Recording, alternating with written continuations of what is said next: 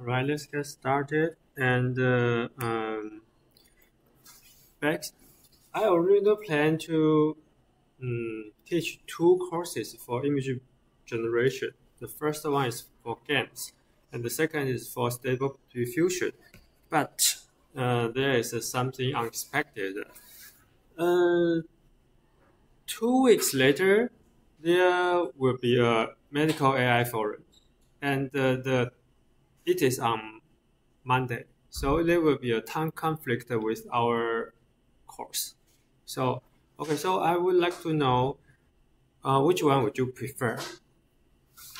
One is we can still lecture in this classroom, and I will talk about the Stable Diffusion. Okay, and the second option is all of us go to the AI forum.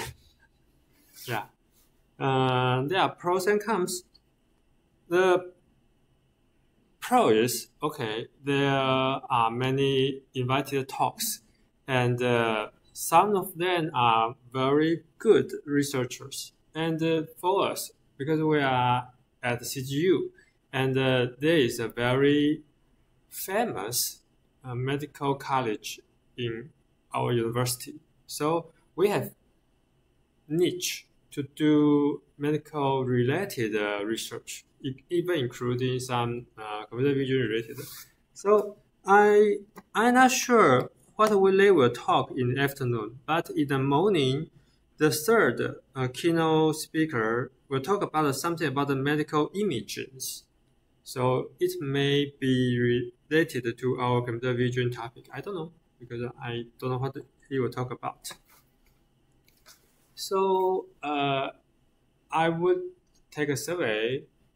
Which one would you prefer? Do you prefer to go to the AI forum? Raise your hand. Okay. Do you prefer to stay? Okay, I count you. Yes.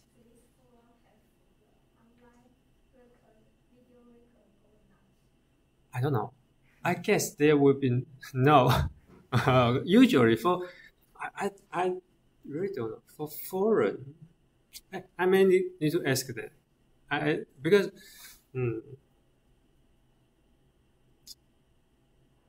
I really don't know. Okay. All right. And if you prefer to stay in the classroom, and let's keep going on the second topic of AI image generation, the Stable Diffusion, please raise your hand.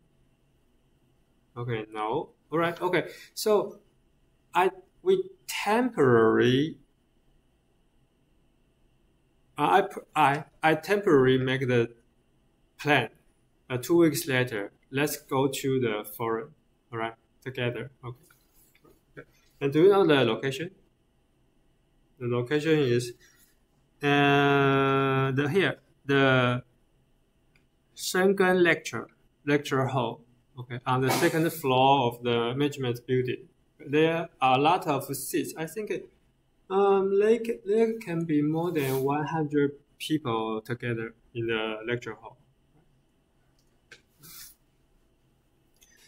Okay, if so, now let's talk about the image generation. So first of all, I borrowed this slide from Professor Justin Johnson. He is the professor at Michigan University, and he was a PhD student of Professor Fei-Fei Li. He's a quite famous researcher in the computer vision community. And of course, he shared his lecture slides and the video recordings online. If you are interested in, take a look of his lectures. It's very well organized. So I borrowed this slide from his lecture, and what I want to show is there are many image generation methods, and each of them, for example, every keyword you see on the slides is a method. And okay, as you can see, the GAN and the variational autoencoder are the two topics we are talking about today. Because this slide was made in 2022.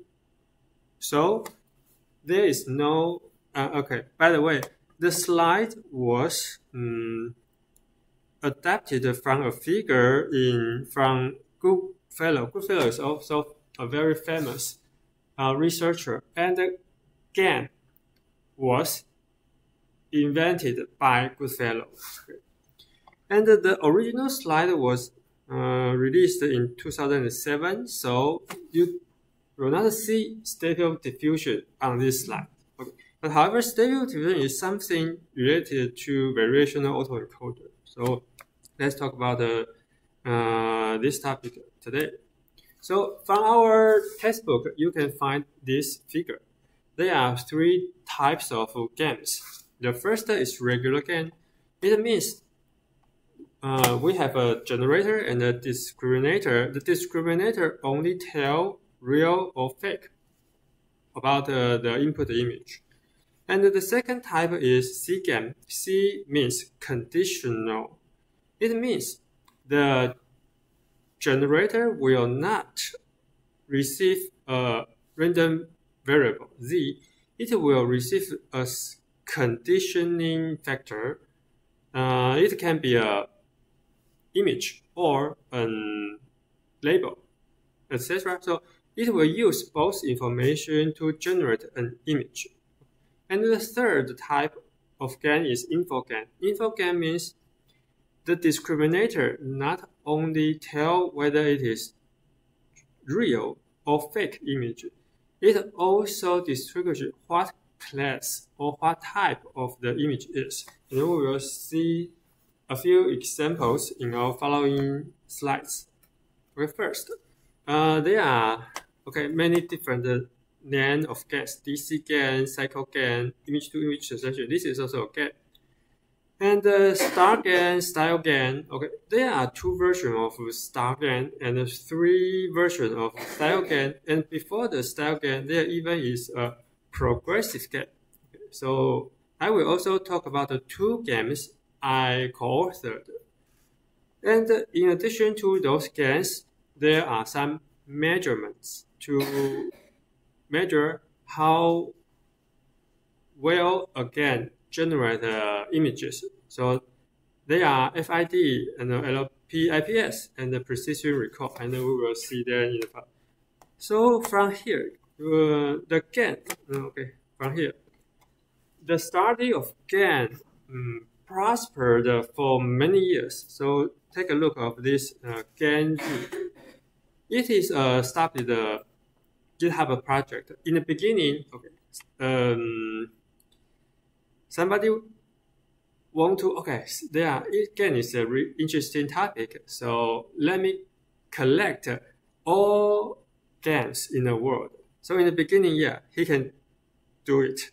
But suddenly, there are a lot of papers published. So he found it is impossible to collect all GANs in his GitHub website. So he stopped it.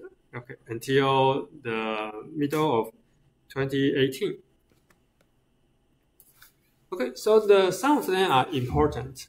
The DC GAN is important because it is the first GAN to generate high-resolution images. Pay attention to this first author, Rayford. He is also the first author of CLIP. You know CLIP, right? Yeah, he's also. So he played an important role in the development of GAN and something. So how did he generate a high-resolution image? He used the deconvolution network proposed by Knorr in ITCV 15. So what is the deconvolution network? In fact, we saw it already. It is a network designed for semantic image segmentation. And the novelty or the most important point in Knorr's paper is how to generate or how to upsample a pixel in a network. So there are many unpooling layers in his network. And in this deconvolution network, okay, from a vector with a 1-by-1 resolution, he can gradually generate a higher resolution layers. So this is 7-by-7, 14-by-14, and finally 224 squared. So do you remember this figure? We saw it before. Okay, it means from a low resolution layer and unpooling, so it can increase the resolution and do deconvolution and unpooling again and gradually increase the resolution. Finally, he can get a high resolution image so that he can create this one. This is what he wants, the segmentation map. And here, Rayford used the deconvolution network to gradually enlarge the resolution. So from a latent code, this is something like a random variable, he can gradually increase the resolution and finally generate an output image. So that's the reason why DCGAN, this is just the generator part. So let's go back here. Here, he can use the generator to generate many high-resolution images. And also, there is a discriminator. But in this figure, we I didn't show it. Okay, but if you read the paper, yes, there is also a discriminator there. So this is a figure from his paper. Okay, there are many indoor scenes that they are generated from the LSUM. LSUM stands for large-scale scene understanding dataset, and this is the subset for bedroom. So something looks good, but if you enlarge, then you may feel something wrong. So let's try to find it. Okay. Anything wrong? Okay. Yeah, maybe here it looks very weird. This might be pillow, and this is the bed, but the boundary looks very unusual, right? Okay. So, however, this is the first GAN which can generate a high resolution image. So it is impressive already when the paper was published. Assume there is another GAN was proposed. It is the image-to-image translation with conditional adversarial network. So what's the difference from this image-to-image translation GAN and the DC GAN? The basic, they are different types of GAN. This is DC GAN. It doesn't require any conditioning factor. Given a random variable or a latent code, each generator can generate an output image. But in the image translation GAN, it requires not only the latent code, but also a conditioning factor. The conditioning factor here is an input image. So this is an input image. They need a latent code. They combine the latent code with the input image. They will generate an output image like this. Again, this is it. This is an aerial photo, and in addition to this photo, they need a latent code. So they will generate an output image. So once they change the latent code, they will generate different output images. Okay, so how do they do it? So let's see. They have many paired training images. For example, this is the training image X, and this is the ground truth output image Y. So they train their discriminator to tell whether the pair of the X and the Y are real. and they will have a generator. They use X to generate a fake image. Then they will put the pair, the X and the generated image GX together and ask their discriminator whether they are a truth or fake pair. If the discriminator can tell, yeah, this is a fake pair, then okay, the discriminator does its job very well. Okay. So this is the essential component of GAN. They train the discriminator and the generator together so that they decide a loss for the conditional GAN. It means this is the discriminator. It will generate a value 0 if it is a fake case, and the value 1 if it is a real case. Okay, so they train this part so that the discriminator should clearly or correctly distinguish whether this is a pair of fake or real images.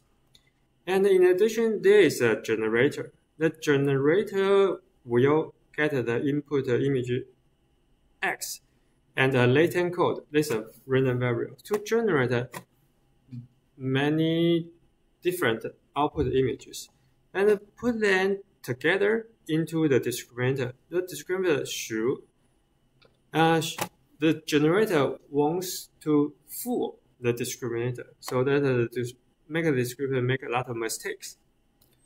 There, okay, so they try. This is the overall loss for the first result GAN.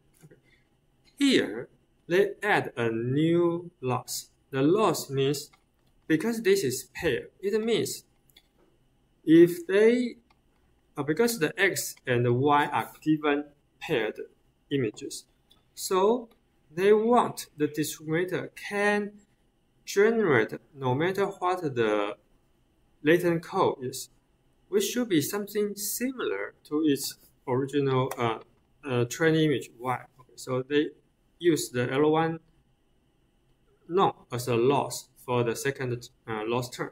And finally, they use a hyperparameter lambda to balance the two losses and optimize the discriminator and generator to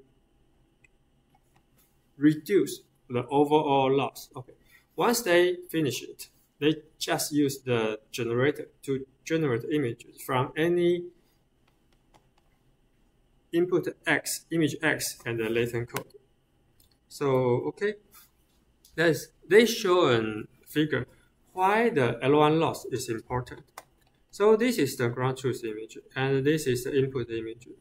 If they only use the GAN without the L1 loss, they will generate something like this. Okay, so what's the problem in the image?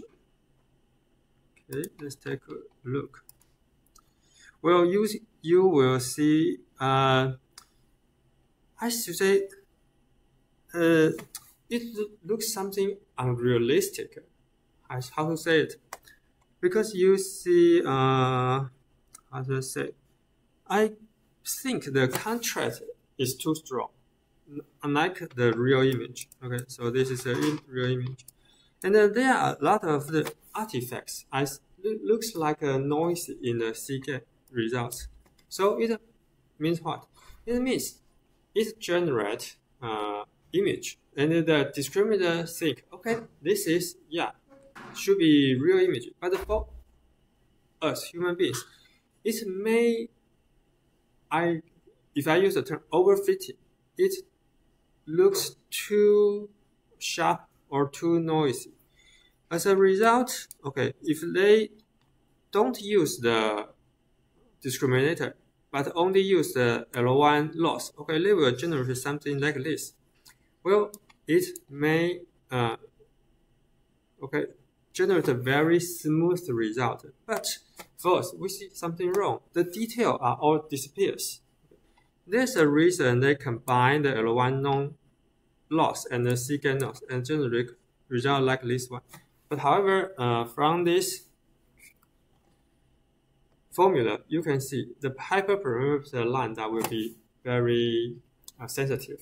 Okay, they need to tune the hyperparameter to get a good result. Okay, then the same thing. Image to image and the cycle gain are all from Berkeley.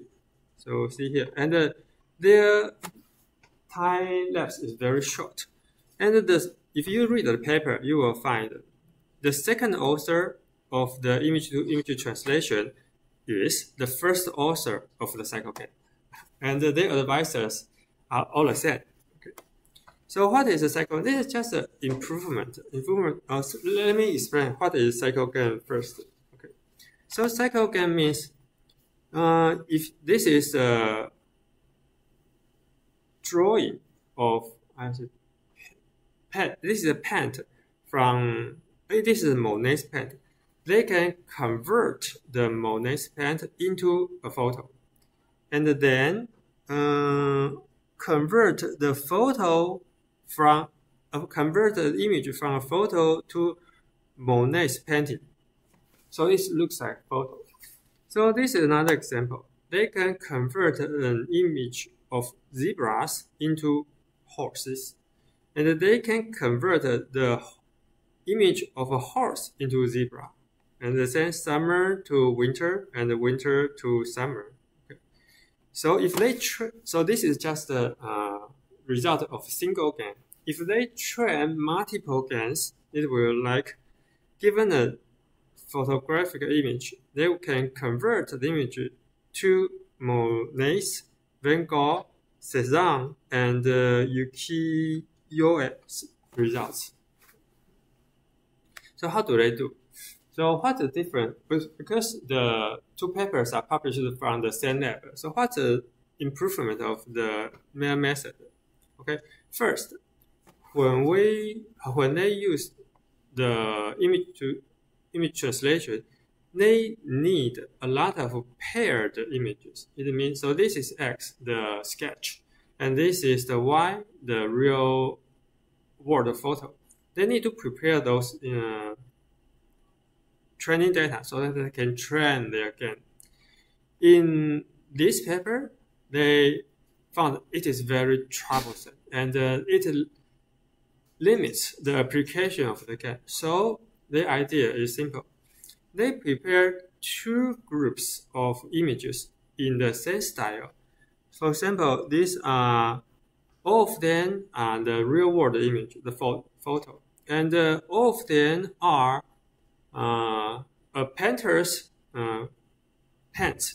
So they train a pair of generator and discriminator.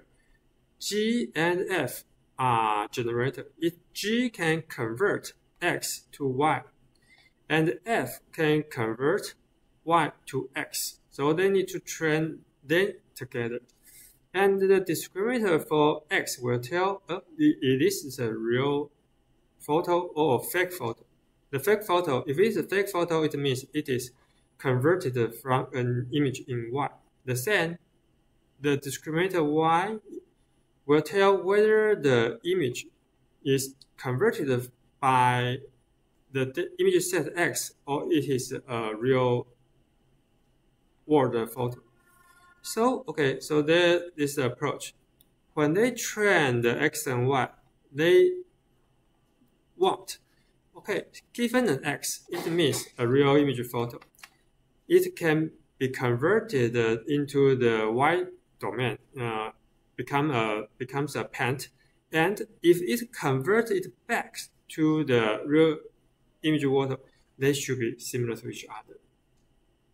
Similarly, if the image is original paint and it was converted into a realistic photo, and when the photo was come back to a paint, the two paint Y and Y hat should look similar.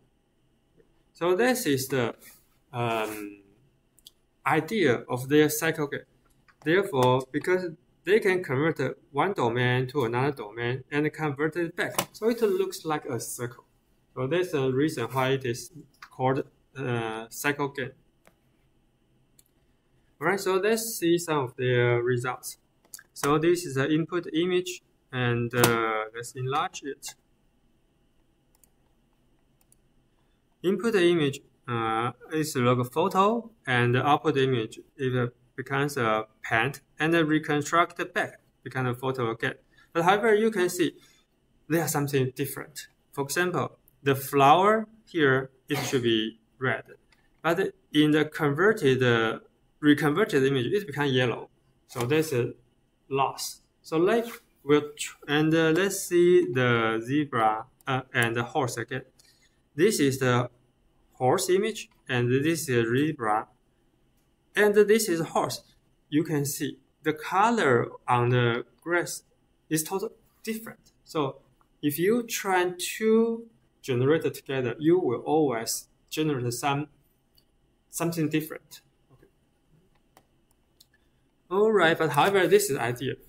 If they can collect the sufficient, okay, they try. If they can collect a lot of images in the two different domains and train the model, so how well they can do. Okay, and let's see the example. Sorry, let's see example. Sorry, I clicked the wrong button. Yeah, here. So this is another interesting application. This Monet's painting, Van Gogh's, Cezanne's, and ukiyo-e. Because they can convert those paintings using their content is the same, but their style or the details are different. Okay. Of course, because the conversion will not be perfect, so there are some failure cases, and this is some interesting one. For example, this is the input apple. If they want to convert this orange, there are some artifacts on the image. Sorry. Okay. See, there's a boundary. It's very weird. And from dog to cat, well, it is unsuccessful. Okay. And from the zebra to horse, this is zebra, but it doesn't look horse. And winter to summer, well, it failed. And from this is 14, I think. Okay.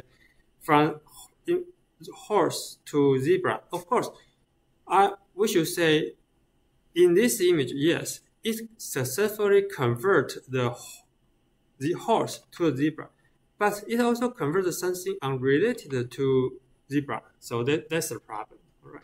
Okay. And of course, this is one of many image generation methods. So there are always some problems. Okay. So let's make a brief summary. Yes, please. Can I just ask a question? Yeah. The training of the cycle GAN. Yes. How is the loss calculated? Is it based on the difference between the x's? Yes. The pairs? Yes, this one. Okay, so you calculate the loss of the n and you propagate the loss back through both the f and g network. Yes. Okay, but this assumes that basically the g function is reversible, right? Like I think you showed with the flowers, for example, it turns from yellow to red, and it goes to Monet. Yeah. But that's irreversible because you don't know you can go back from red to yellow, right? Yes, that's right. Okay, do you mean this one, right?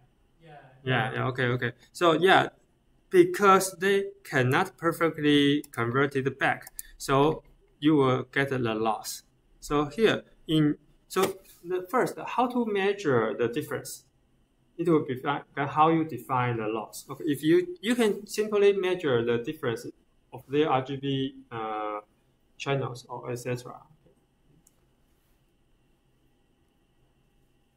Okay, does it? Okay, so here, the data, this. Okay, you got. Oh, thank you. All right, so let me make a brief summary. So all of the three games are very famous, important games, and you can find them in our textbook. Our textbook use a few sentences to describe them. So for DCGAN, okay, it is the first high-resolution image generator, but some generated image looks very weird. And image-to-image translation, it is the first image you can control the output. So it is the conditional GAN. Okay. But the comes is we need a lot of paired training images. So sometimes they are not easy to collect. And the cycle GAN is you no longer need a lot of paired training images. If you have 2 pairs of images in the same domain, then you can explore 2 GANs to convert the images within the 2 domains. Okay, so there are some questions. Now they have methods to generate a lot of images, but how to measure the quality of those generated images? So this is the first problem.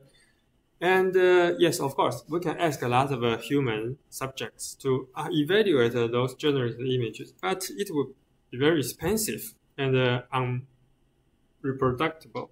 So they need some metric to measure the generated images. And later we will see FID, LP, IPS, and the precision and the core are the 3 widely used. There are some other metrics, but the 3 are widely used. 1. And the second question is here from the cycle GAN, you can find given an input image, they can convert the input image into multiple domains, but they need multiple GANs. 1 for Monet, another for Van Gogh, a third one for Cezanne, and the fourth for ukiyo-e. Is there a way to convert an input image to multiple domains just using single GAN? Yeah, some researchers, of course, they observed the problem and they proposed their methods. Star GAN V1, V2, and the Style GAN V1, V3 address this problem. So let's talk about how to measure the generated images. Okay, so let's take a look at what is FID. It stands for frame rate inception distance. So the idea, the idea is they use a neural network called Inception V3. Basically, it is a Google net. And inside Google net, there are several layers. They extract the last feature of the last layer. It is a vector. So they pre-train the Google net, Inception V3 on ImageNet. So the network learns the weights from ImageNet. Okay, what should be the good ways to do image classification problem? Then they extract, given an image, they can extract the feature vectors from the image using the last layer of the Google net. Okay, then they assume, because again, can generate a lot of images, so they can get a lot of feature vectors. They assume the feature vectors is a Gaussian distribution. So they will have a first Gaussian distribution for the generated image. Okay, so they will have another Gaussian distribution for the real world images. So it becomes the comparison between the 2 Gaussian distributions. So the FID is what? It is a measure for the distance between the 2 Gaussian distributions. So here you can see this is the distance between the 2 means. And the second term is the similarity between the 2 Gaussian distributions. So the C is the covariance matrix. So in the second term, they only measure how similar the 2 covariance matrices are. And if I borrow another slide from Professor Li Hongyi. Okay. So here it means given an image, you can use the Inception network or the Google Net Inception V3 to extract the feature. What is the feature? The feature before the softmax layer. After the softmax layer, the feature will convert it as a probability value. So this is a feature vector. And okay, in the high-dimensional space, you have a lot of points, and we model it as a Gaussian distribution. So this is the first Gaussian distribution. And there will be another Gaussian distribution. So you can assume they are generated images.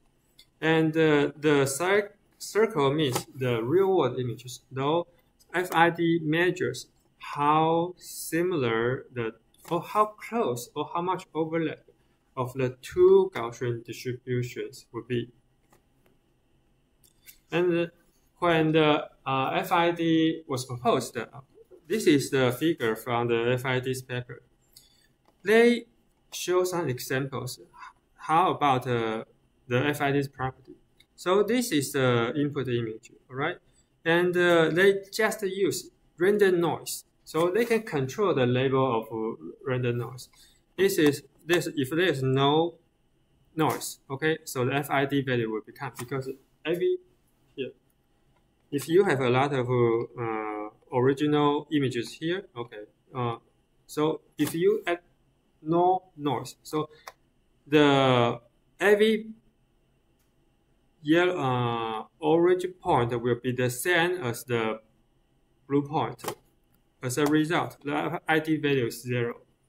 If you add a weak level of noise, then you will alter the images from here to somewhere close to it. If you add more noise, okay, you will change the pixel, change the point from here to somewhere far away.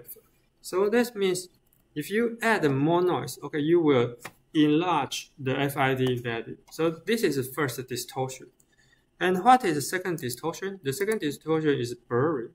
Again, if you increase the level of blurring, you will also increase the FID value. And then this is something you use a rectangle. You remove some regions from the original image. Okay, and this is the foaming, okay, morphing, okay, and this is a paper and the black, paper and the salt noise, and this is you just replace a region of the original image with another image. So it means FID works quite good for different type of distortion. And okay, let's go back to the timeline again. Right. So after FDI was published, there's another measure called LPIPS. So the gap between the two papers is around 1 year. Then let's see what LPIP talks about. Okay, first they found,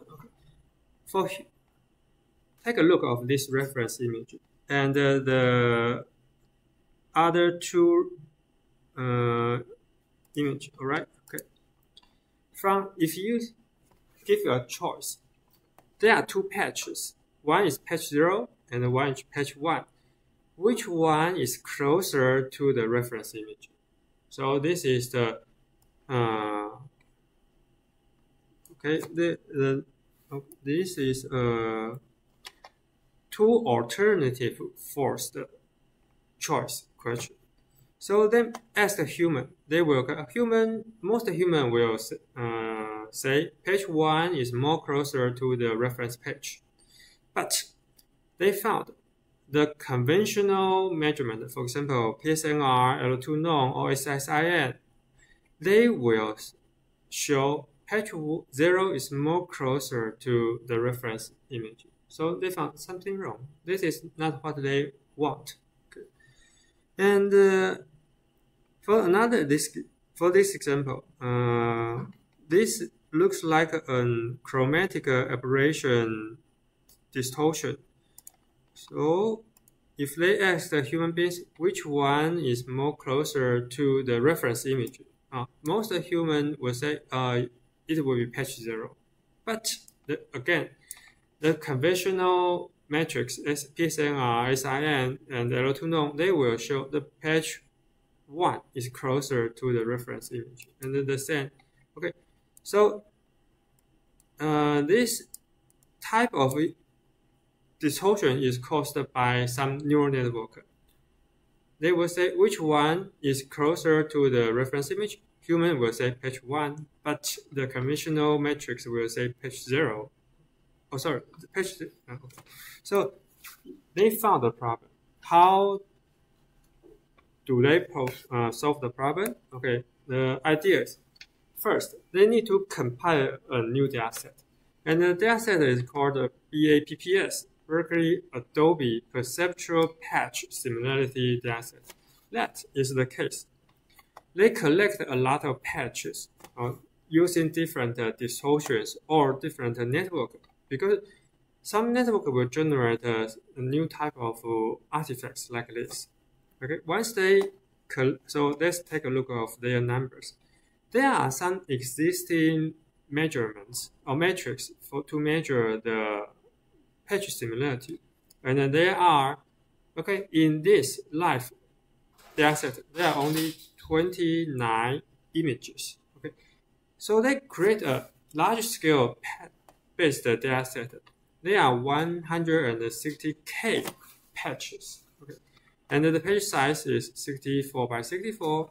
There are 425 types of distortions. So it covers a wide range of distortions, including conventional or traditional distortion or CNN-based distortion. And once they collect those datasets, they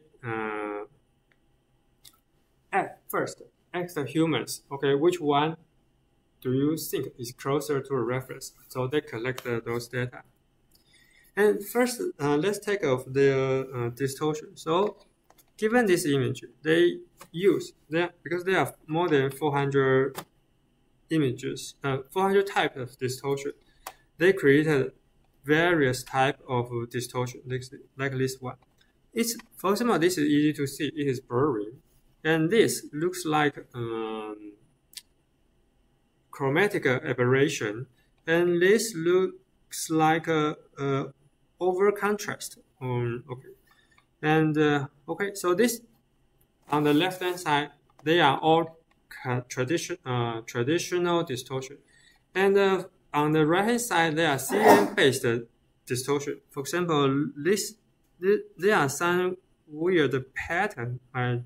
So they found the CNN-based distortion is very different from the traditional distortion. Right? However, they collect of data. So this is the list of all of those distortion types. There are some, for example, on the chromatic aberration. That's part we show here. Okay, this is the conversion. And the JPEG, the distortion caused by compression. And for the CNN-based distortion, there are, for example, the VG network, they will generate some introduce some noise and even a dropout. Okay, fine. So, this is their method.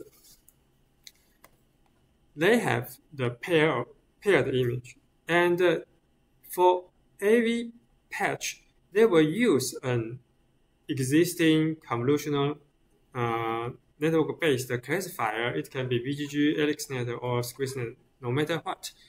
So given a patch, they will generate features on many layers. For another patch, they will also generate many features on layers. They subtract those features layer by layer, so they will get the feature differences at each layer. And then this is what they want to learn. They want to learn the weights about the feature difference, so that they can combine those feature differences into a single value or single, Okay, from the single value, they will use the value to compare with the human judgment. So that is a learning process. From those data, they learn the weights so that they can use the network to reproduce humans' judgment. So that's the point they want to. So that's their result. For the traditional distribution, okay, first, let's split the whole data set into a training data set and a test data set.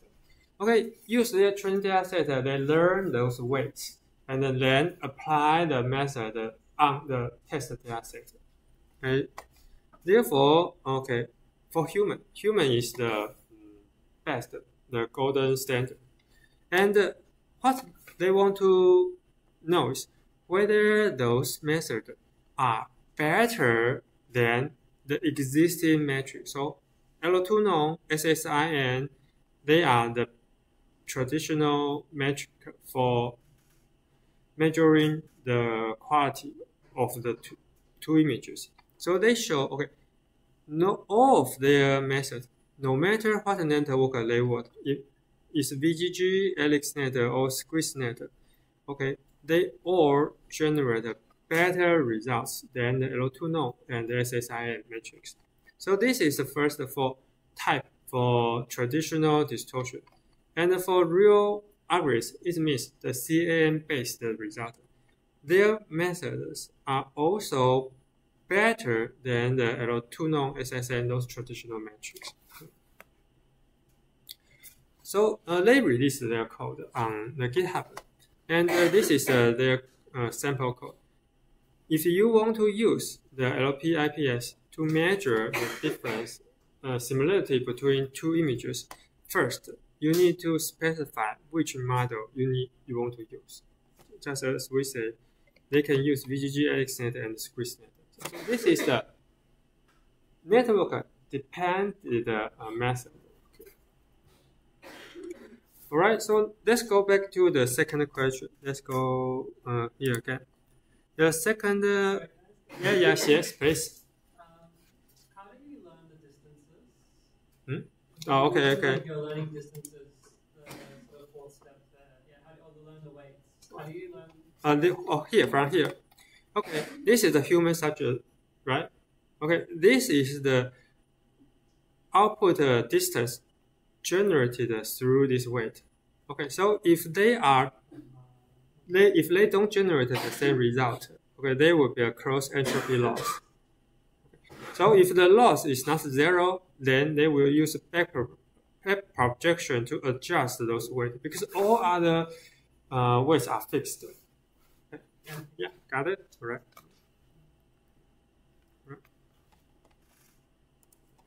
So let's go to the second question. The second question is, how can we build a single GAN, and the single GAN can generate images on multiple domains, rather than, let's go back here again. Here, you need a GAN to generate a Monet's result, and then you need another GAN to generate Van Gogh's result. So, one GAN, second GAN, third GAN, and the fourth GAN. Okay, can you combine them together? So that is the second question. Okay. And yes, this is the star GAN. Star GAN wants to do this. It means, given the input image, they just use a single GAN. They can generate the result of first domain, the second domain, the third domain, and the fourth domain. So what's the meaning of those domains? For the first domain, it is the color of the hair. So this is blonde, and they are not blonde. Second is gender. Third is whether it is aged. And the fourth domain is whether the skin is palm. So this is the first example. The second example is the domain is the facial expression, angry, happy, or fearful. So they use just a single GAN rather than multiple GANs. Okay, let's take a break and then let's explain how they do it in next class. Alright, so about the AI medical forum, so okay, somebody, some of your class told me it need the you need to sign up for it. Okay, yeah. So please don't forget that, right? And for some of you didn't join our discussion. 2 weeks later, all of our class will move to the AI forum rather than stay in the classroom because the time conflict, right? Okay. By the way, Yeah. English or Chinese? English. This is for English AI forum. Yet the title of the forum is only in Chinese. I don't know why, but I think that maybe this is a poster, so I don't know why. Okay. It's in English. Basically, it is a English forum. Yeah. I find this hard. We often get emails about talks, Mhm. and then sometimes it's like the title's in Chinese, but then there's some English translation, and you have no idea what language it's in. That's right. That's right. You are. I don't know. Should be English. It should be English.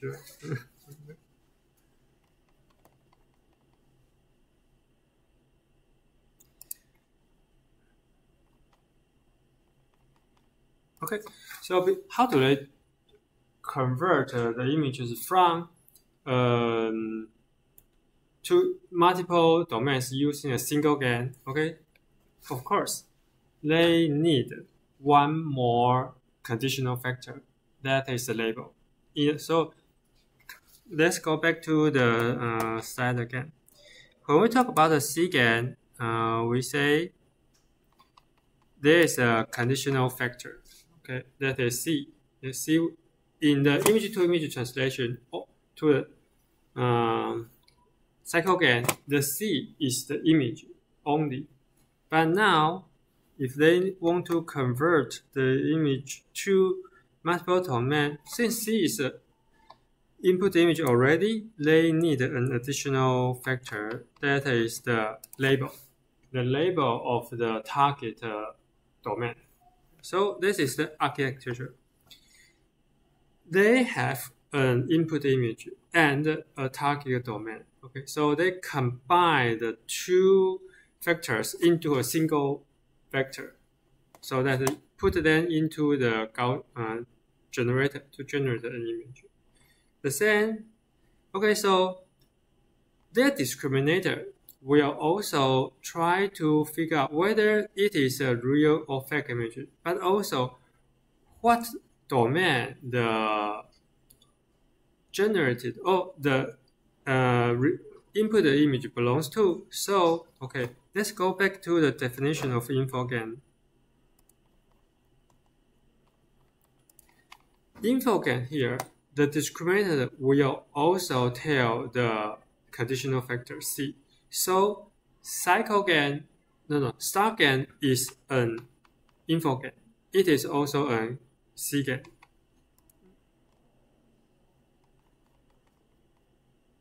Yeah. So that's all. So once they design the architecture, they use all of their training data and those training data with labels to train their network. So they will generate this result. So the idea is quite straightforward. Alright, so okay. So this is a paper I helped a master student to publish in ACCV 18. So from the title, semi-StarGAN. So you can imagine what is. It is an extension of the StarGAN. So this is StarGAN. What is the extension of the StarGAN? It means if we don't have okay, let me talk about the training set of the StarGAN is what? Is the Celeb AHQ. So if we in the Celeb AHQ has a lot of training images. So the assumption is if we only have limited training images, what should we do? Okay, I should say it more precisely. If we have a lot of images, but only partial of them are labeled, why do we need labeled image? Because here there are at least 4 types of labels, right? And in this case, there are three types of labels. The label, when we use label in the target domain, we need the labels so that we can generate, combined with the input image to be used in the generator. If they have limited tables, then what should they do? Okay. And why the study can work? Because when StarDan was released, it was originally released in arXiv, and it was released in November 2017. So, okay, although finally the StarGAN was published in CVPR 18, the code and their training set are available very, very early. So the student use their release, try to modify their release code on the new assumption. Okay, so how do they do? Okay, so he slightly add one more input. This is unlabeled image. How to use the unlabeled image? His idea is very straightforward. He can improve the discriminator so that the discriminator can correctly label those unlabeled images. Then it can use the generated label as the input. So it's called the self-ensembling. So this is a very straightforward idea to address the problem. In addition, okay, how to improve discriminator? Okay, his idea is also straightforward. To create a new architecture means he called it as a Y model. What does it mean Y? Y is a letter, okay, it's share the same base, and there is a fork on the top. So this Y model means in the discriminator will share several basic layers, and on the top of it, it will have two forks, one for classification and another for the real or fake image discriminator. So why did he need to do it? Because there are insufficient or limited number of training images. So he used this method to improve the discriminator. In addition to the architecture, he also used the dropout and the stochastic augment to improve the discriminator. So this is his experimental result. Okay, if he only has 0.3% of training labels, okay, and when he used those limited labels to train both of his semi-StarGAN and the original StarGAN, okay, they will generate many images like this one. This is the generated image. And those generated images will be automatically classified by, okay, this is the Inception v3net, okay, or some trend domain classifier, okay. He wants to show his result can generate images which match the classified label better. So these are the domain label, 4 different domain labels. Okay. So as you can see, if more labels are available, the ratio increases from 0.3 to 0.4. The gap between his method and the original StarGAN method gradually reduced. So it makes sense. And okay, so let's see the result. So suppose this is the input image, and use the original StarGAN and the black hair label. This is the generated result. And if we have more labels available, then the generated quality will become better and better. And this is his proposed result. Okay, again, the image quality will become better, but however, compare with this one and this one, this result looks slightly better. But when the available ratio increased, the gap between the visually perception between the two images become close to each other. So, although this paper was published, and although this topic is technically sound, however, very few people care about it. Because why? Because we have so many labels, the images in the Celeb HQ data set, and we manually remove those tables. We don't use it. It doesn't make sense. So, in addition, we didn't find another data set to show, yes, the proposed algorithm works very, very well for the real world cases. We still use the Celeb AHQ. It doesn't make sense. So although the paper was published, it is not very attractive, and the citation is very, very few. All right, so let's go back to the time slide table. Okay, CVPR. Okay, StarGAN was published in CVPR 18, and 2 years later, the same team from South Korea, they published they modified and improved the original StarGAN and released the StarGAN V2. So let's see what's the difference between StarGAN V1 and StarGAN V2.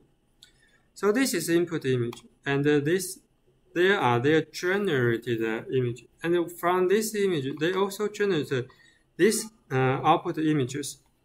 Visually, they looks very good. That is the first improvement. And okay, so let's go back to the StarGAN V1, and let's see there are some artifacts which we can find it. So here, okay, when you see this is the age. So you can see what they want to add for an aged image. They want to add some wrinkles on the face. But however, those wrinkles doesn't look very realistic.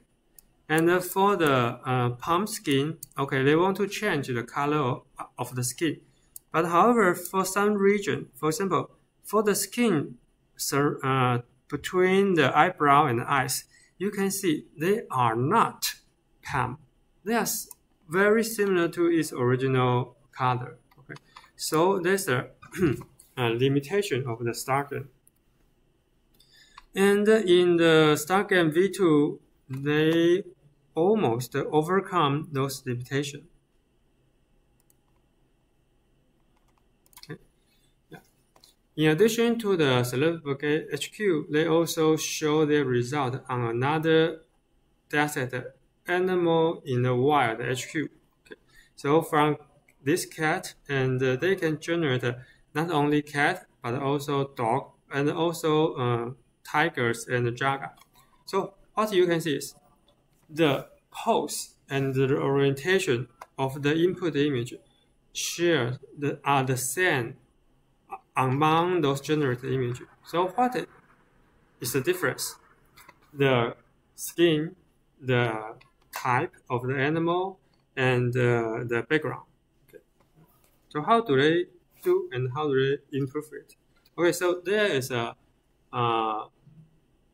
two major differences. First, in StarGAN, they use a label. But in StarGAN V2, they no longer use the label. They replace the label with a style code, so it becomes a vector. So it means originally they used a discrete number, and now they use a continued vector. And the second is because they use the second is in StarGAN, the code or the label is given. You need to know what will be your target domain so that you can give the label. In StarGAN V2, the style code, you can give the style code, or you can extract the style code from a given image. So this will be much more clear. It means you don't, okay, for example, from this input image to this output image, how do you tell? Okay, so what label I should give? You don't know. It's unclear. But however, if you give an image, okay, this is a source image, and this is a reference image, okay, you don't need to specify the label. You just give them the two images, then it will generate a result like this one. It means the orientation and the structure looks like the source. And the detail, what is detail? The hairstyle. The background looks like the reference image. Okay. So this is the two major modification, right? So how to apply the tool optimization? So first, they need to one more encoder. That encoder is convert an image to the style code. And the second is they need to modify their discriminator so that the discriminator can generate multiple style code.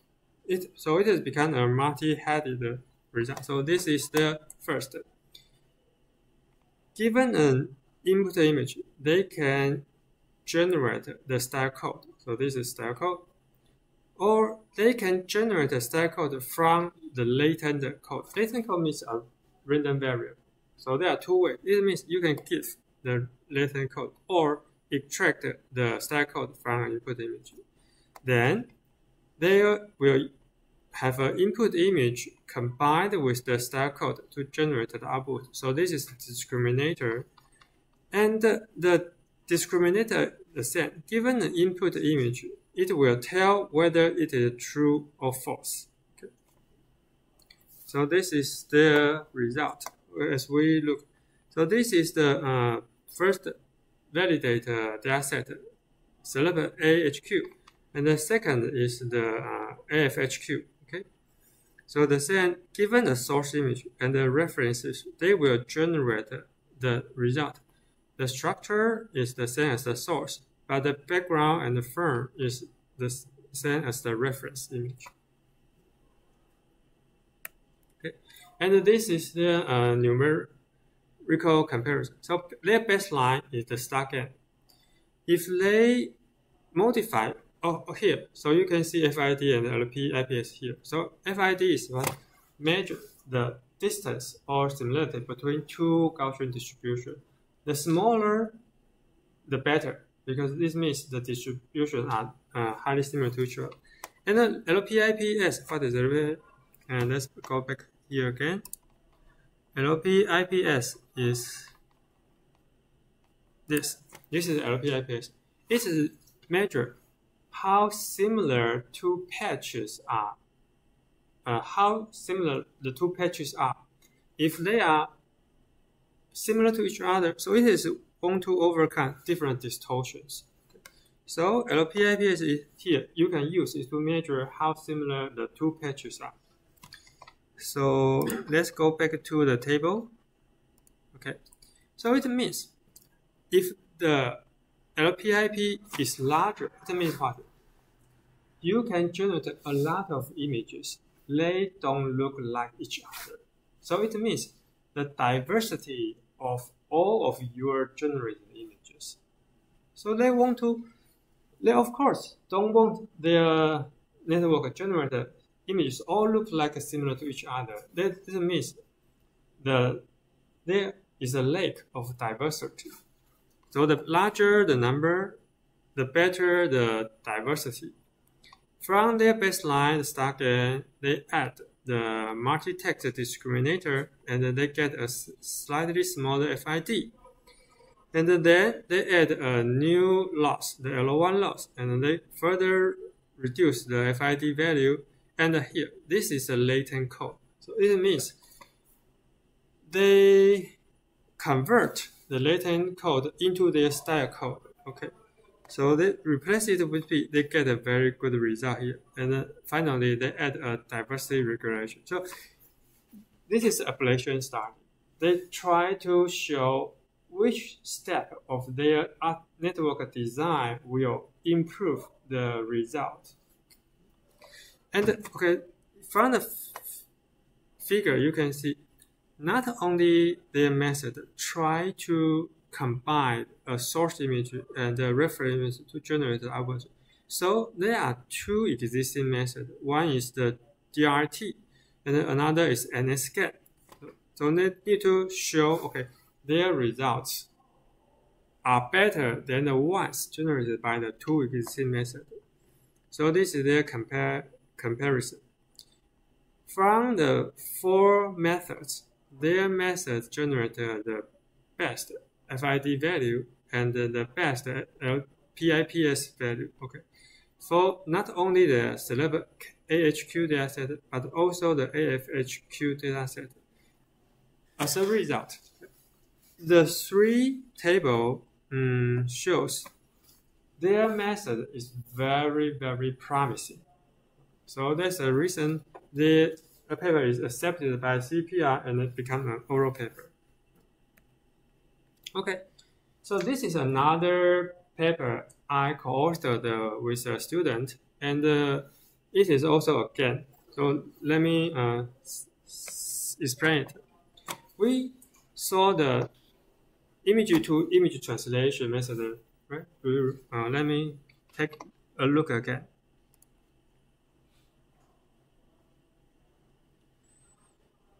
All right, okay. This is the image-to-image translation method. Given the input image, you can use a latent code and the input image to generate an output image. And the team from Berkeley, they released their method, released their code, and give the package a name called Pix2Pix. Okay, so if use the same network architecture and retrain everything on Chinese characters, the images, it becomes another package called Z2Z. And what is Z? Z is the Chinese phonetic alphabet for 字. So it is 字 to 字. Okay, so what is the input of the 字 to 字 architecture? It is just like this one. And it will generate something like this. And this is the training set. So you need a pair of XY, just like this.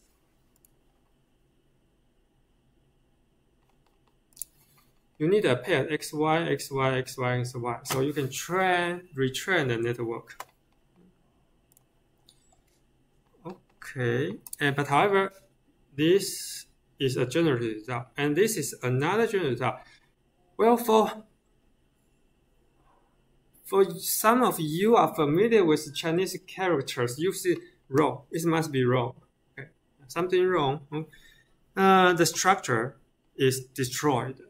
It doesn't follow the. Okay, this is the ideal case, but here the stroke here becomes discontinued, and there is a point here. It is missing. So right. But however, because the Chinese characters are well structured, okay, so there is an existing system. It code every Chinese characters by its component. For example, this is the Chinese character U, and there are three components. The first one is the component of human, and this is second, and the third component is means small. So given this character, we can use the system to extract its component coding. It will be 46, 62, and 159. For another Chinese character, because it can be decomposed into three components, the set, we can get the first component code, second, and the third. So for this example, it is also a Chinese character. So we can decompose it into the. All right, the system existed already. It was developed by Taiwan government, the Ministry of Educational education. Okay, so what we want to do is we try to combine this information with the Z2Z network. So we propose an architecture like this. This part, this is the existing Z2Z network. And this part is our new network architecture. Given a Chinese character, okay, every Chinese character has a UTF-8. It's a Unicode. We can consult the NOE system to get its secrets of component, and we train a component encoder so that we get a new vector. We combine this vector with another style label. So we use the new vectors to generate our input images. So with the new encoders, we can generate something like this. Okay, this is the input X, and without the structural information, it will generate some artifact like this one. And with the encoded component information, we can generate a result like this one. It is better than the X one, but of course, it is still slightly different from the ground truth image Y. Okay, so what is style? Style means for different calligraphers, their results are very, very different. So there are several famous calligraphers in the ancient Tang Dynasty. Okay, so currently now still calligrapher enthusiastic, they still try to emulate their characters. So they are, okay, you can see for different calligraphers, even for the same character, they will generate different results. For example, the 6 and the 5, they are written by the same calligraphers. But as you can see, the structure here is very different from the structure here. So this is the images we collected. Where do we collect the image? We collected from elementary school teacher at New Taiwan City. And the first author, he is a calligrapher enthusiastic and try upload a lot of his characters online. Okay, everybody can access it for free. So our first author know it because our first author was also a calligrapher enthusiastic. So she visited the elementary school teacher, and he very, very kindly shared all of his images with us. However, the elementary school teacher was reaching his retirement age. As you can see, this paper was published 4 years ago. Yeah, see here at Bookshop 20. And now I checked his URL again. It became invalid. I think the elementary school teacher has retired already because he is an employee of the school. Once he retired, his account will be closed. So now the problem is the research will no longer be reproducible. However, okay, so let's see. AEGG is another method using the same online repository of the elementary school teacher. And our result is better because the major difference, we exploit the component structure encoded by the system. So once we know what the structure, what the component is used, we can better reconstruct the image. All right. So, okay. So what's the difference between our method and the Z2Z? Only two components. First is the component encoder, and the second we add the style code. Okay, just like the StarGAN. So we use SNE and SIM to measure the similarity between the generated images and the original image. Of course, the two metrics, as we said, they are not the best metrics to measure the similarity between two images. But however, they are very easy to use. Okay, you need to specify any parameters. Okay, so let's take back here again. Yeah, L2 known, and L2 known is something similar to PSNR. Okay, so there's SSIN is another one. They are not the best, but they still can be used. Okay. So that's the reason we use the two metrics. So as you can see, once we add the information, the style code, and the component encoder, then the SNE become smaller, and SSIM become larger. So this is the best result. And okay, compare. So because we have 7 different styles, so we compare each of them. Sometimes, okay, Z2Z generates better result in terms of NSE, but however for SSIM, ours all are better, and on average, okay, ours better. So this is the generated result. Every characters are generated. So the first is the style 2. Okay, the second row is the style 3.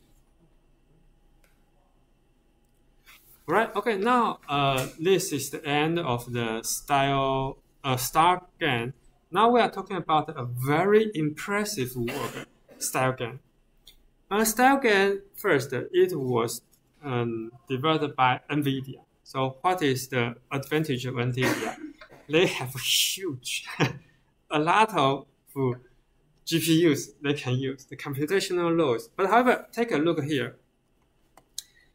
The first paper was released in 2018. In that year, NVIDIA is not as famous in today. Okay, in the so if okay, if you I should say 6 years ago, yeah. What is the stock price of NVIDIA? Around 10, I think $10. And what is the stock price for NVIDIA today? I think it's more than 1,000 US dollars. Okay. Yeah. Okay. So, I want to try to remind you when you look or read those papers. Please remember, it was published 6 years ago. Right? Okay. So let's first look. So the 4 papers are a sequence, and you can see. Okay. What is the progressive GAN? All right. As you can see, it was released in 2017 in October, and okay, they want to generate a stable GAN because they found GAN is difficult to train.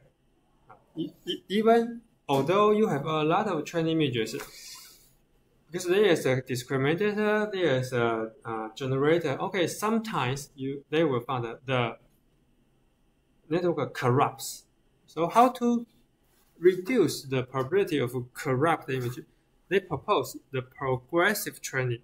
It means in the end, they want to generate images of the resolution 1024 square, but they start it with a very, very low resolution, just 4x4.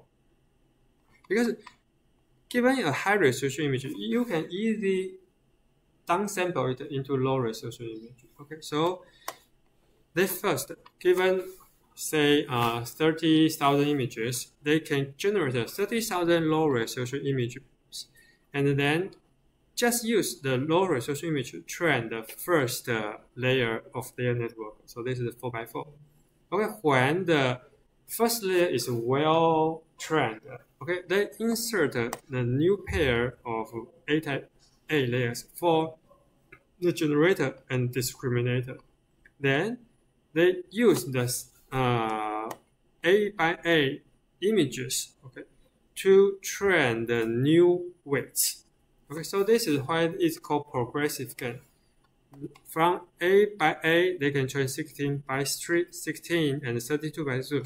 Gradually train one pair of layers and another pair of layers, and finally they will generate the 142 squares there. So this from here, this is a training process from low resolution to middle to high.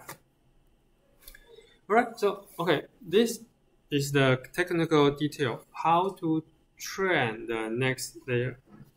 So okay, from the 16, suppose they have finished the training of the 16 by 16 layers. It means from this layer they will convert it into RGB color space and use the RGB images to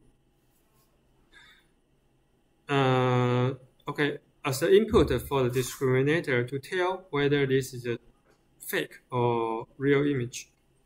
And once they insert the 32 by 32 layers for generator and the discriminator, there is a parameter alpha.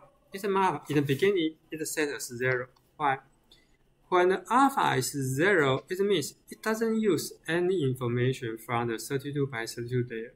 Because here, if it is 0, it means the 1 minus arrow. Because of the short link, it will totally use the information from its original 16 by 16 layer. And okay, they increase the parameter alpha gradually from 0 to 1.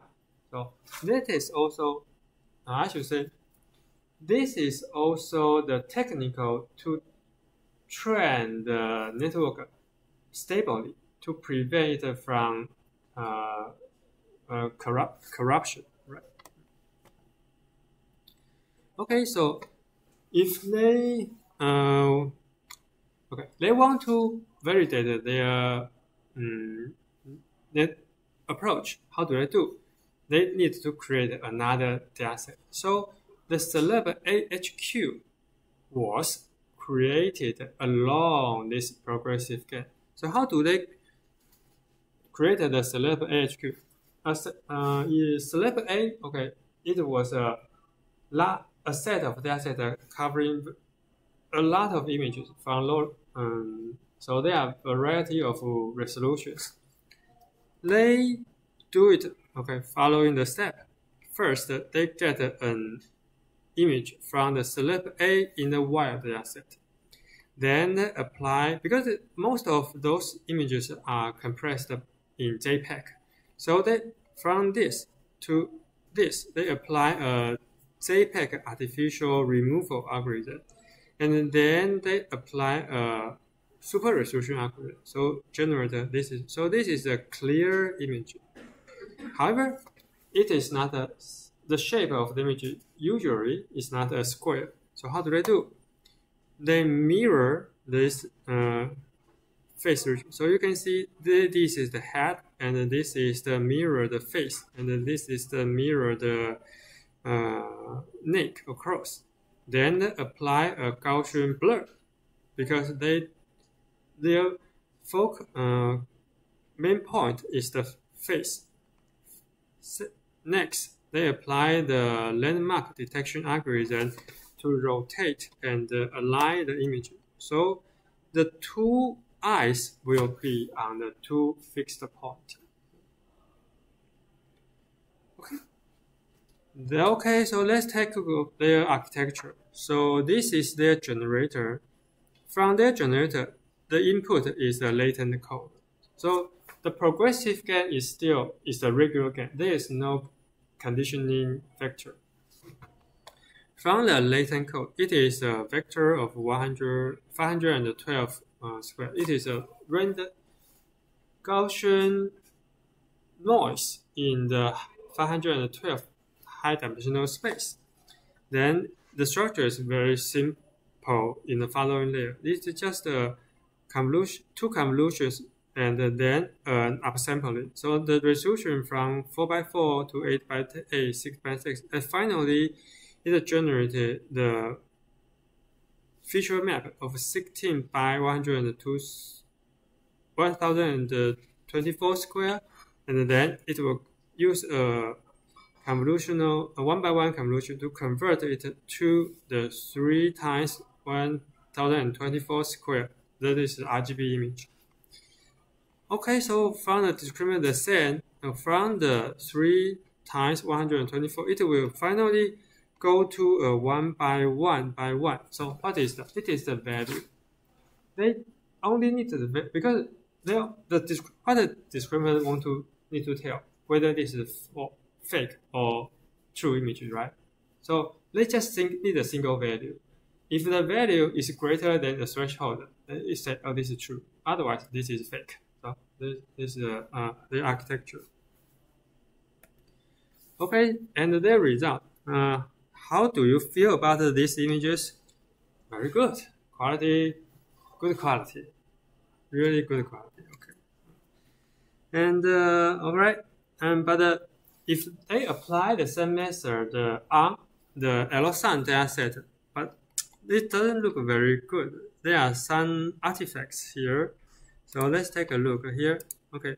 So this is the frame of the bicycle. Something look weird here. This is also weird. And the broken line, this is very, very weird somewhere. Okay. However, this is a generative model. It generates some, I should say, it is not perfect. We just want to measure how good or poor the capability of the network is. So this is for another bird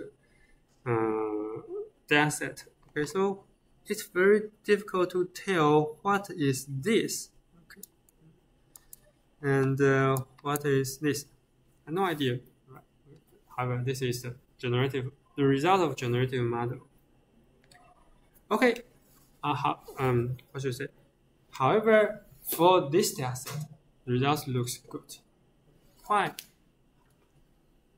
One the key factors is human faces are highly structured.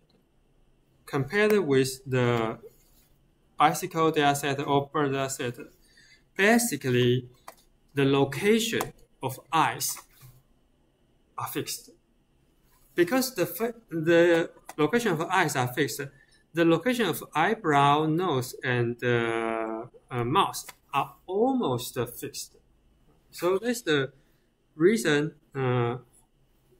the architecture works very, very well for the dataset. Okay, the style gain, yeah. They basically, it is, yes, yeah. You go back a few slides. So when you're transitioning from like a 4x4 layer to having an 8x8 layer as well, Yeah. are you freezing the weights, or are you controlling the learning rate in any way, or you just update the parameters as if you're doing a normal update? Just, okay, I should say, well, here they train it, right? Then the weight, the loss will converge. Yeah. So they get the weight. Okay, then they insert the new, so there will be some new parameters, right? Okay, and in this step, they set the alpha. In the beginning, when the alpha is 0, when they update the weights in the 8x8 layers, it will update very, very slowly. Would it update the 4x4 layer quite Yes. quickly still? No, the learning here alpha acts as a learning rate. When alpha is very small, okay, the weight in the 8x8 updated slowly, right? And when the alpha becomes gradually larger, and because the weight in the 4x4 layer has been trained already, okay, so most of the update will occur on the 8x8 layers, but some of them also will be occurred in the 4x4 layers. I guess when you just add the new layer straight away, your alpha is 0, right? Right. And so all of your updates are happening on the 4x4 layer, 100%. I don't know. Okay, first, don't know whether when they add the A by A layers, do they use zero initialize or random initializer? Okay. Maybe it is random initializer. I'm not sure. You're welcome. Right. Okay. So after the progressive gains, they try to modify the architecture. So let's take a look at the architecture again. Here, this is the progressive gain. This is the convolutional layer. And in the style gain, it is still based on the progressive gain. It means they will train the 4x4 layer and the 8x8 layer and the 16x16 still layer by layer. So what is the difference? There are two major differences. First, okay, let's take off the progressive gain. In the architecture, there is a latent code. The latent vector, how do I generate the vector? It's a Gaussian distribution in the 512 dimensional space. It's a Gaussian distribution. And then they found, they modified it by what? This Z is still a Gaussian distribution, but they create a full architecture to map the Gaussian distribution to another distribution. The new distribution is, they call it W. It is no longer a Gaussian distribution. Okay. And from the latent vector W, they apply the ADA-IM, the adaptive instance normalization to each layer, 4x4, 8x8, and 16x16. So they are the two major differences. So first, let me talk about why the immediate latent space W is better than the Gaussian latent space Z. Okay, they explain it. If there are some feature, for example, for this one, you see the hair length. The hair length of this man is short. The hair length of this man is also short. But the hair length of this woman, and this woman are all long. So is it a Gaussian distribution? No, of course it's not a Gaussian distribution. Therefore, if they want to model, I should say, the output image with a certain distribution, will Gaussian distribution be a good choice? No, it will not be a good choice. So what will be a good choice? They don't know. Because they don't know, so they let the network to learn the structure of the distribution by itself. They just use this image to show an example. Okay, suppose there is some feature distribution looks in this shape. So every square means a uniform distance. If they map this structure into the Gaussian distribution, it will look like this. Okay, it will be for some block in the feature distribution, they will be distorted in the Gaussian distribution. Therefore, we randomly sample a point from the Gaussian distribution. It won't be uniform in the output distribution image. So if they use the intermediate latent space, okay, it may look like this. So it will be better than the uniform, the Gaussian distribution. That's the reason why they want to use the latent, immediate latent space. Okay. And the second, the adaptive instance norm is the ADA-IM mathematical expression will look like, given an input vector, it will reduce its mean and divided by the standard deviation and reconstruct the vector by two parameters. This is the scale, this is the shift. So what does it mean? If they learn the parameters YBI and YSI here, okay, layer by layer, they can just apply those parameters to their output generator, so that they can control the style there. All right, let's take a break.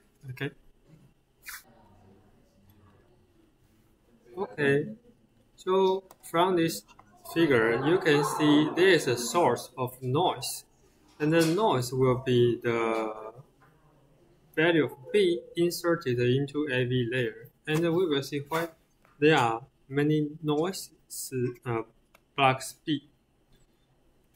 Right, so here we saw the celeb AHQ dataset, and for validate their method, they created another new dataset for FFHQ. F stands for flicker-phased HQ. Why they needed the new dataset? Because celeb A dataset are all photos of celebrities. There's no baby in the dataset.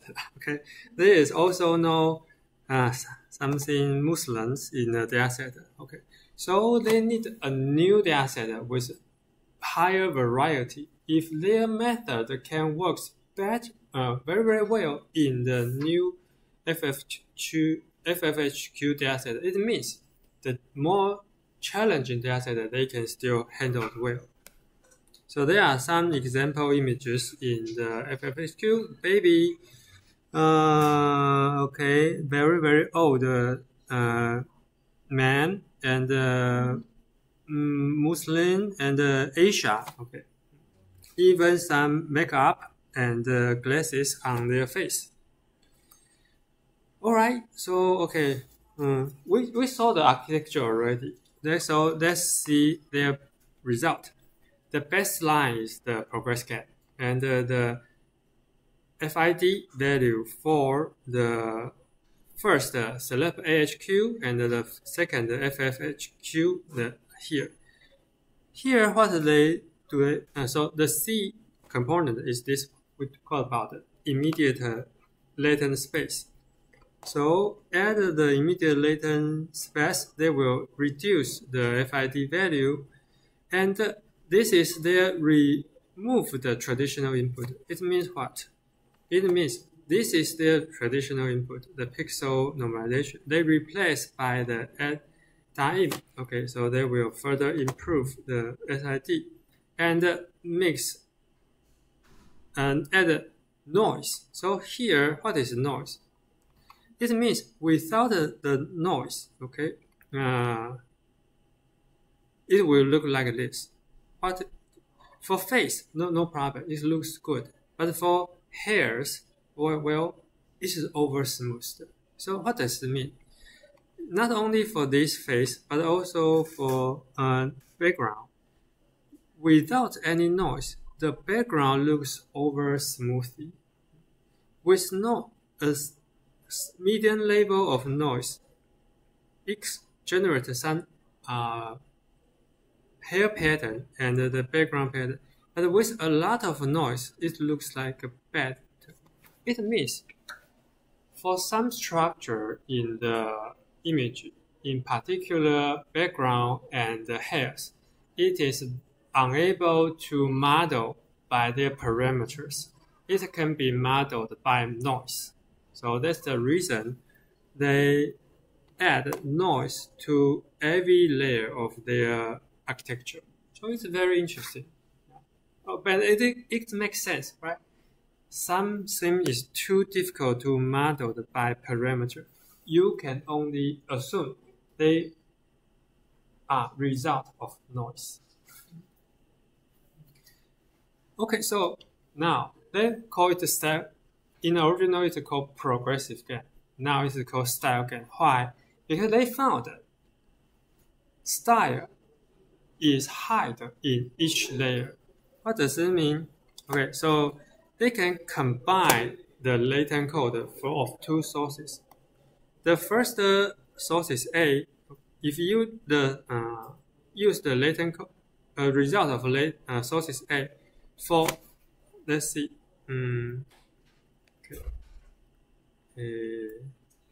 Okay. There are many layers, right? From the coarse to the fine. If they use some result from the coarse layer and combine it with the fine layer, how to combine? Use the learned parameters in the AdaIn module. So once they combine the two, they will get the result like this. The coarse style from source B, okay, you will generate this. And the fine style from source A. So what does it mean? When you see the 5 images, you can see they all share the same color of hair, and they all share the same color of skin from the source A. And what do they share the same from this color and this color? Yes, they share the same structure of the face. It means if this is a child, you will all see child here. If this is a girl, you will see all girls here. So it doesn't mean you can separate the information of a face into different layers. The coarse layer will control the orientation, the age, and gender of a face.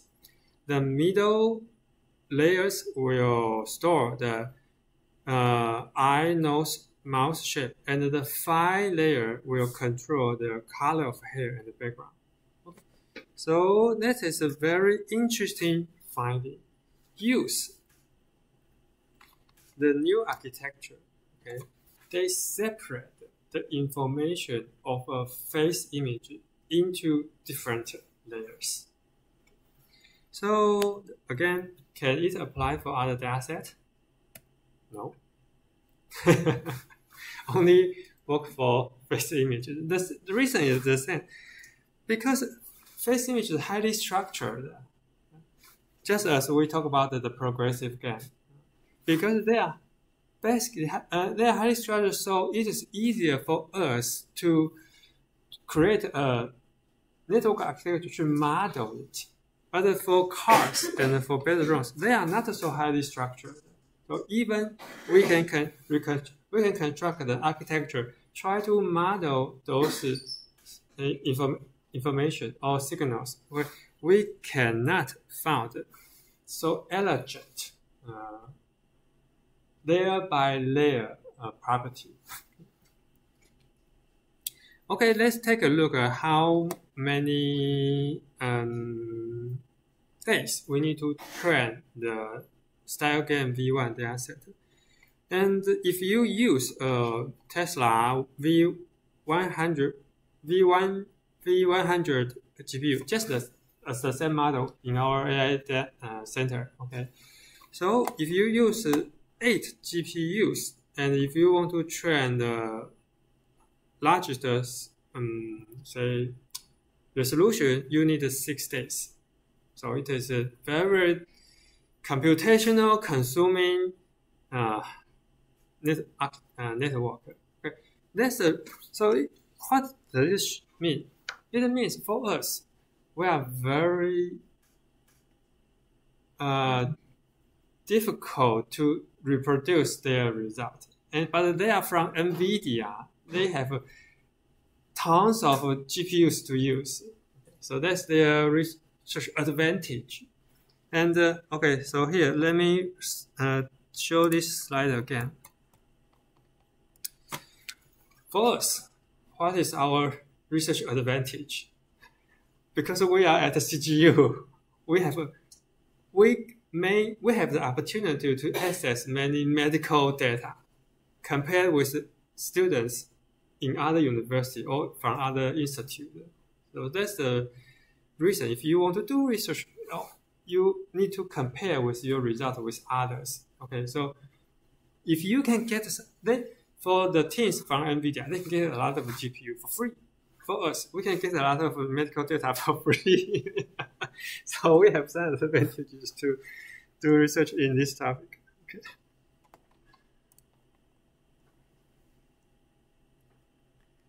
All right. Okay. And then let's compare the style.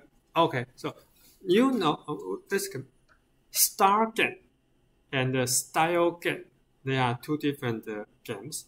Yeah. And you saw star game V2 and the style game V1. So let's go back to star game and the style game. Star game is this.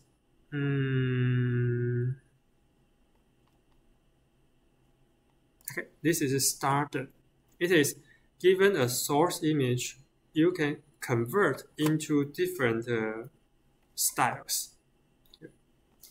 And the style game means, okay, you can separate the information, face information into different layers. Okay. So if we compare them, okay, you will find first, style game is a regular game. You don't need any conditional information. But star game is a conditional game. You need the call it the latent code or the label to convert the image from one domain to another domain. So because you see, style game V1 was published, style game V2 was published in CIVA 20, but you cannot find any comparison against the style game V1 in style game V2's paper because they are totally different two games. Okay. All right, so let's talk about the style game V2. From style game V1, we will see very impressive. We see very impressive result. But the team, they found there are some artifacts in style game V1. If they didn't tell, we would not know it. So what is the artifact? Here, from this image, you see they call it a drop light or a blob artifact. Let's enlarge it. So what is this? This in their final image. They cannot explain. It should not happen in the background. What it is? And in this car image, what is this? Okay, so they look for the artifact layer by layer, and they found in certain layer there is something wrong. The value of the feature map is very low or very high. Okay, and they also found another problem is before the three faces. The problem is, okay, this looks like correct.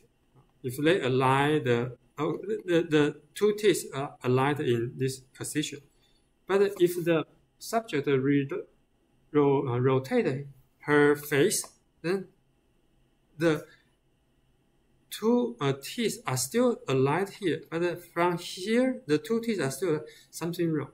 Don't you see the problem? Okay, it should not happen here.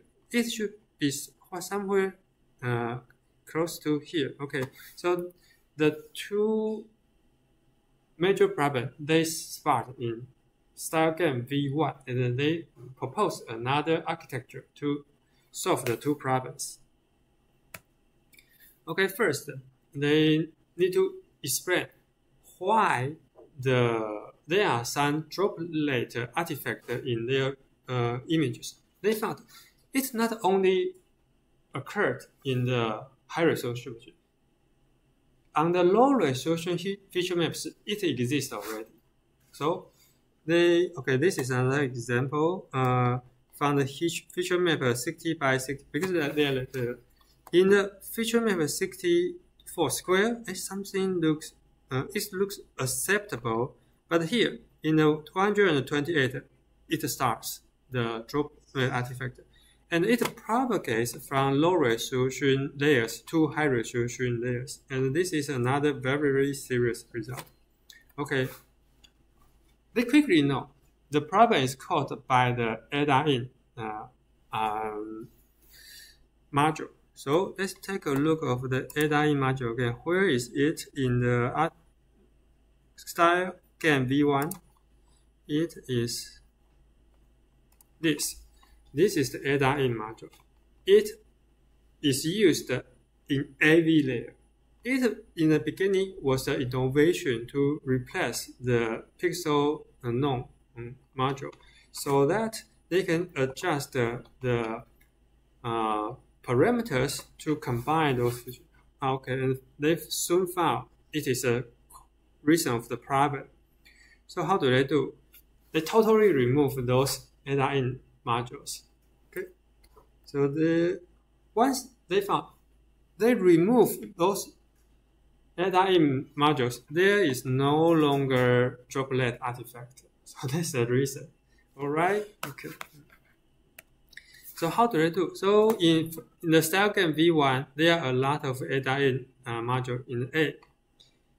Okay, so this is ADA-in, and if they show more details, the ADA-in with what is ADA-in? Let's take a look here again. The ADA-in is just the adjustment of the input signal by its mean and its standard deviation, and it ties two new parameters back. So in this chart, we can see this is the standard deviation and the mean. Okay, they modify it and apply the new parameters back and then do convolution. So what they need to do? They need to remove this step. No longer non-mean divided by standard deviation. So after removing it, what do they mean? There is only the module called modulation and demodulation. So there's no longer. So they totally replace the architecture used in StyleGAN V1. And for StyleGAN V, for this artifact, they also found a reason. The reason is because their StyleGAN V1 is based on the progressive GAN. The misalignment, in fact, is a correct alignment in progressive GAN. Okay, so let's take a look again. How progressive GAN work? Well, in the beginning, there is a 4x4 layer, and then it's a 8x8, a 16x16. So once they train the model in this progressive approach, they generate a result like this. Because the phase, when it is in a very low resolution 4x4, this is well aligned. Okay, and then once it progressively grow up, it is still aligned here. So that's the problem. So okay, once they know it, okay, what did they do?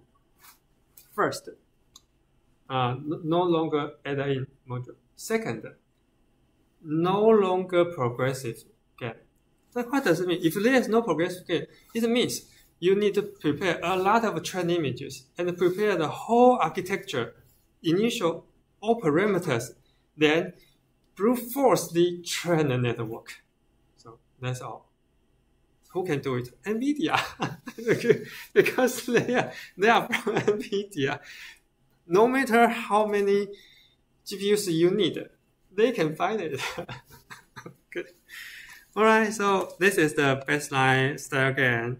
And okay, they replaced the component. Okay, they gradually reduce the FID. Okay, no matter for the FFHQ dataset and the LSUN dataset, right? Okay, all right. Okay, so there is another metric. We see FID, right? FID is a metric to measure two distribution. Supposing they are Gaussian distribution. And in the StyleGAN V2 dataset, StyleGAN V2 paper, they measure it with another matrix called precision and recall, and the path length. So let me explain what is path length. So path means, so they generate the image from what? From a latent code. Okay. It means if your latent, so in the beginning you have a latent space. If you have 2 points in latent space, you will generate 2 different images in the output RGB space. Okay, so if there is a small distance in the latent space, what will be the distance in the output RGB space? So that is the meaning of the path length. It means if there is a small modification or change in the latent space, your output images should not change too much. What does it mean? The metric measure the stability of your model. Therefore, okay, the path length, the smaller, the better. It means if you given a fixed distance, for say 10 to the -4, this means a very, very small disturb in the latent space. Then you can measure how long the distance would be in your RGB output space. Therefore, the smaller, the better. Okay, so this is the metrics for the path length. And what is the precision and the recall? The precision is recall, let me explain it. It is a method proposed by NIPS 18. Okay, let me see. What is the drawback or limitation of the FID matrix? Let's show 2 examples. So you know MMIST, right? This is the handwriting okay.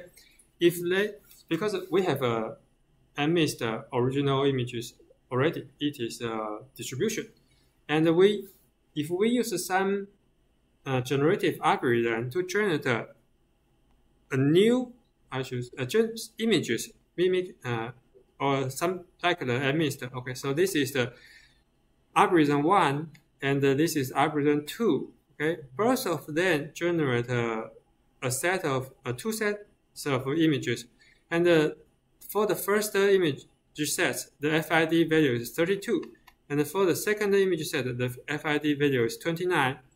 So, do you think, or which one do you think is more closer to the MMIST dataset? Which one is better?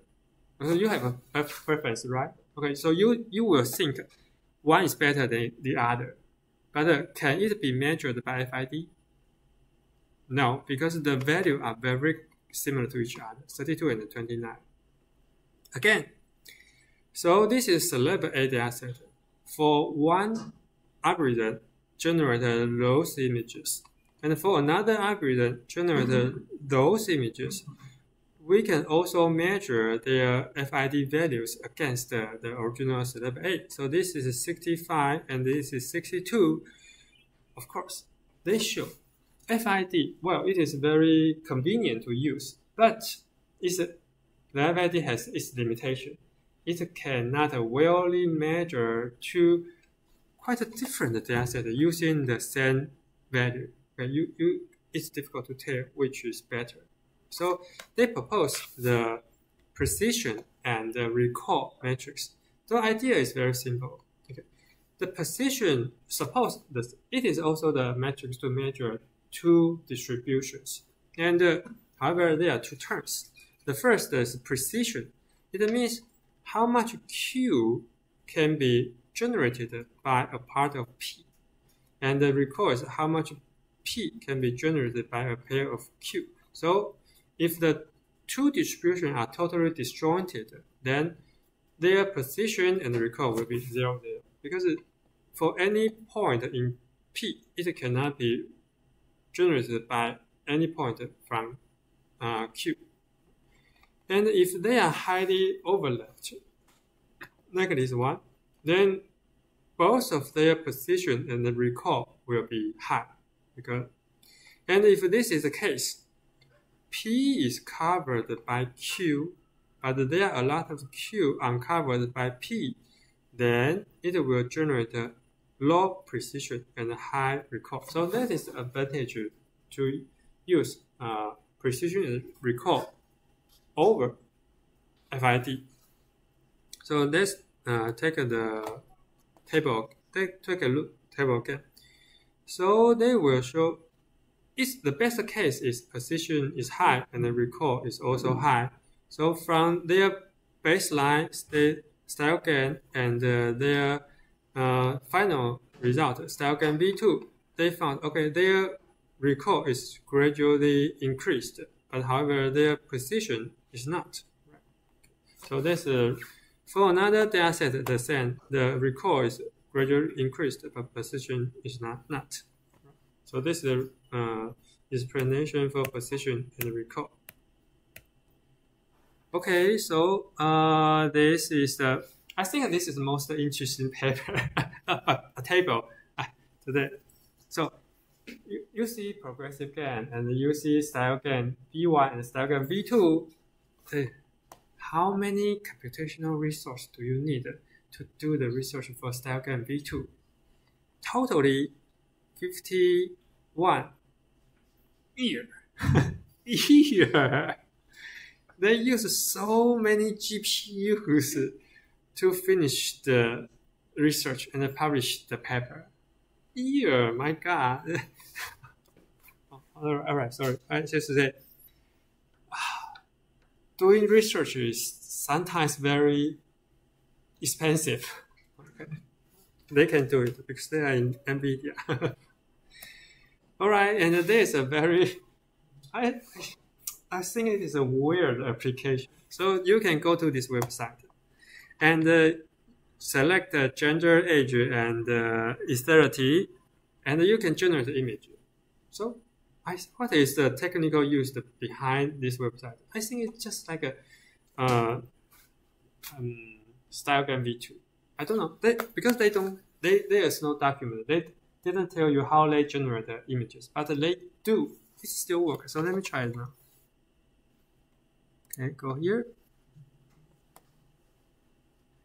Okay, male, age, like here, and Asia, refresh. Okay, is this, does he look like Asia? I think so. Okay, fine, and you can pay for it. Pay 15, so this is low resolution, it's 512 square. And if you like, you can pay $15 US to take the high resolution image without watermark. So this is the watermark. This is the watermark. Okay. This is a weird application. I don't know whether they can make money from this, but however, highly related to our course today again. All right. Okay, so I say they released their code and their pre-trained data set on GitHub. If you are interested, of course, you can reproduce their result. Okay, the latest one is style gain V3. Wow, this is very, very technical intensive. Okay, so we saw their style gain solved the problem of style gain V1. And what is the problem in style gain V2? Okay, let me explain it now. In their style gain V2, they found, as we say, their output image is generated from a latent code in the latent space. If they slightly alter the latent code in latent space and compute the average, then ideally it will be a blurred result. That makes sense, right? If the network can, I should say, generate images really, really well distributed. Okay, but they found that no, it is not the case. What does it mean? So from the title, alias free, so what does it mean? It means style gain V2 will generate many aliasing patterns. Okay, so what is aliasing pattern? So take a look at this. If this is a cat, and if they use many slightly alternation in the latent space, then average those generated images, they will find this. Okay, what does it mean? It is not totally blurred. Some pixels cannot be well averaged, and this should be the correct result, totally blurred. And they show the aliasing pattern in their paper look like this, but this is difficult. Okay, what does it mean? It means for a fixed location, if you slightly alter the latent code, you will generate from this image to this image to this image. It's just okay. All of the three are generated images. The only difference is their source, the latent code. But if you look at the fixed pixel, from this image to this image to this image, you see some pattern, the horizontal lines. It doesn't make sense. The correct should be from this image to this image to this image. They should be totally different. There should be no pattern. And let's show it. It will be easier to okay. Yeah, take a look here.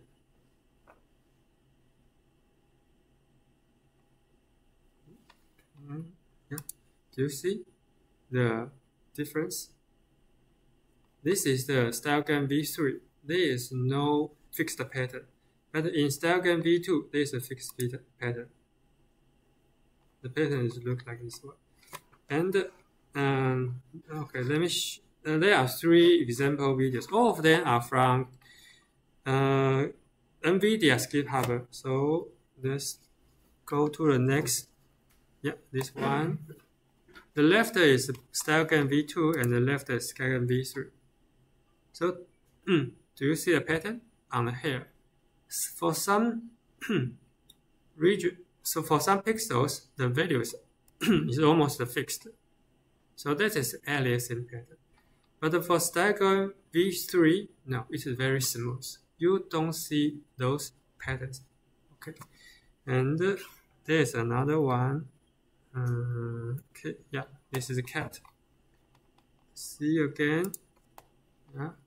When they change the latent code, okay, it should generate a very smooth trend. But you see there are a lot of aliasing pattern. Do you find it? Some pixel values of some pixels are always fixed. Not, I should say not fixed, but it doesn't change smoothly. All right. Okay. All right. So okay. Yeah. Their paper is very, very difficult to read. I cannot understand what. Yeah, there are too many technicals are used in their paper. Okay, too difficult to understand. But I will. If you read the paper, you will see the same figure. But too difficult to understand, right? So what we can understand is okay. This is their baseline, the StyleGAN V2, and then they add Fourier transform feature. They add simplified generation. I don't know. I cannot understand. And finally, they generate better results. And here again, well, too difficult to answer. And okay, they this generate the StyleGAN V3, and from the 2 tables, you can see okay that yes, it is I should say convincing or promising improvement from the comparison on different data sets. Okay, and they also show the training converge. Yes, use their based on the StyleGAN V2 and with the new modified features or designs, they gradually converge and generate a better FID than the baseline method. Okay, and okay, so it is still called StyleGAN because yeah, now their architecture can still reserve or split the information of the those faces into different layers. So they still can generate the result of the style mixing. Just we say, so this is a series from style gain 1, gain 2, now gain 3. Okay. All right. Okay. I want to. We still have a few times, a few minutes. So I want to talk about the stable diffusion because we, I should say, stable diffusion or diffusion model. It becomes the state of the art over games.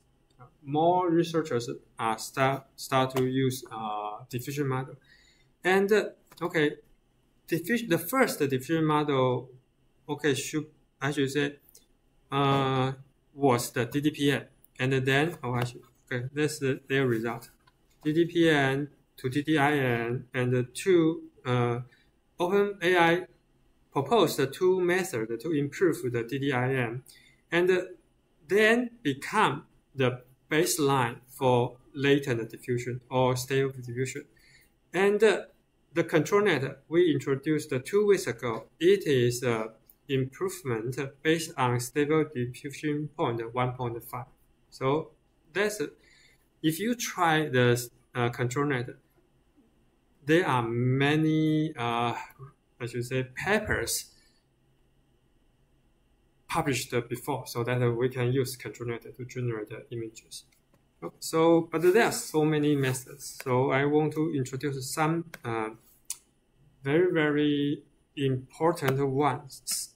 Okay, if we use very few slides to explain what the diffusion model was first proposed by in 2015. Okay, there is a paper shows okay what the diffusion model is, and then in 2020, only 4 years ago, the students in Berkeley showed diffusion model can generate high quality images, and in 2 and 3 years ago, yeah, okay, the latent diffusion was released. It shows it can generate high resolution images from stable diffusion model. Okay, so let's first explain what a diffusion model is. The concept of diffusion model is, suppose you have an image. Diffusion or anything can be modeled in diffusion, not only image. It means if you have some source, okay, and you add a noise into the source, then gradually the image source or the signal will be diffused into a lot of noise. So this is the forward process. And diffusion model, if you can model each step, then create a reverse process. Then from the noise, you can gradually converge those signals back to its source. So like this. And this is the shift of each pixel in each step. Okay, so in this paper, they show 2 applications. The first, okay, is the in-painting. I should say 2, yeah. The first is in-painting. It means, suppose this is the input image, and they crop the central region and fill in noise. If they can model the diffusion process, then from the noise signals, they can progressively reverse the diffusion process and get a reconstructed image. So this is their reconstructed images. Although it is not the same as the input image, visually it still looks like a texture of the wood. And they also show another application is the mist. It means you know mist. So they add a noise to every images in mist, and they will finally get a lot of noisy image. Then they learn how to reverse the process so that from a lot of noisy, they can reconstruct something like the image result. However, but if you pay attention to look at this result, all this result, you can see it's a very obvious artifact. It means you cannot correctly construct it. So, okay, that's the reason why DDPN, the method, is very important. Okay, because this is the first paper to show, yes, diffusion model can generate high quality images. Okay, and another important thing is, because you saw several GANs, in 2020, GAN is in its peak, as you see here.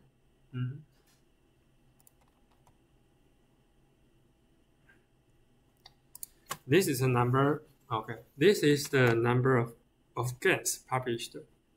At the end, in the middle of 2018, there are still a lot of GANs was published. Okay. So in the 2020, let's see this one. In 2020, what was published? There are some important GANs. Yeah, here. Around 2020, yeah, StyleGAN V2 was released, and the StarGAN V2 is also released. Most people will say, "Oh, StarGAN is great. It can be used for generate many different types. There are a wide range of applications.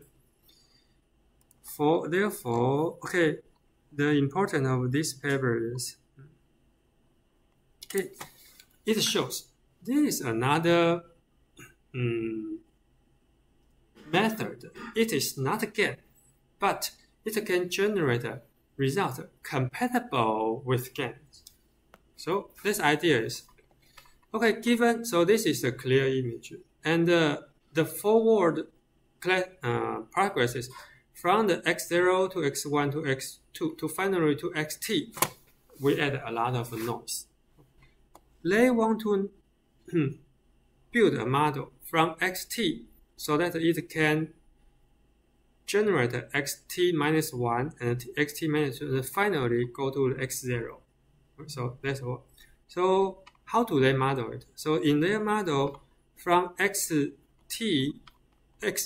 to x1, it is a Gaussian distribution. So this is from x0 to x1 or from x1 to x2 is a Gaussian distribution. So they use the symbol normal distribution. And so this is a key point. They set the mean of the next image would be the original image times 1 minus beta t squared, and the covariance matrix will be beta t and times the unit metric. Okay, so this is their setting. And how many steps do they need? 1000. And how to define the beta 1 to beta 1000, because there are 1000 steps. Okay, so they nearly set 0.1 to 0.2 linearly equals. Okay, this is only their setting. You of course you can change the setting, but then you will generate the better result. That is what the DDIN is. Okay, DDPN then DDIN. DDIN just change the setting for this model.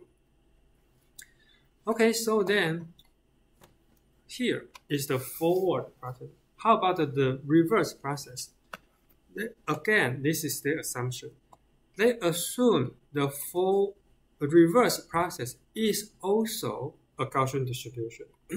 So it means given xt minus 1, how to predict the xt? It means given this image, how to predict the less noisy image? They assume it is also a Gaussian distribution. Okay, so from the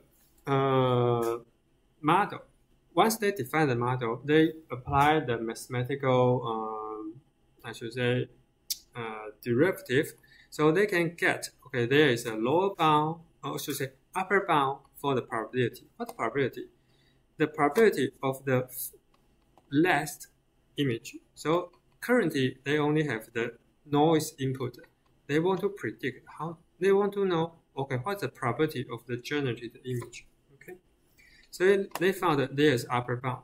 And from a lot of mathematical derivatives, okay, they will find, okay, oh, the upper bound is equal to the combination of this bound plus this bound plus actually this bound. And okay, they also found, okay, the LT0 is a constant, and the LT minus 1, because it's a t from 1 to 1000, LT minus 1, if you should say, if we want to get the maxima likelihood, then the LT minus 1 term should be what? Should be the result like this one. The mu hat, no, the tilde mu. Tilde mu is what? Tilde mu is this. Yes, tilde mu is the estimate of this reverse Gaussian distribution. So, okay, through this a lot of mathematical derivative, they get what? They need to minimize this equation. So it means the estimate mu tilde mu the learned mu should be the tilde mu. Okay, therefore, right, they can simplify their mathematical equation in this form. It means, suppose you have a Gaussian distribution. This is a epsilon. Then your epsilon should I should say, well, it finally will become equation like this one. Okay. So what I want to say is, okay,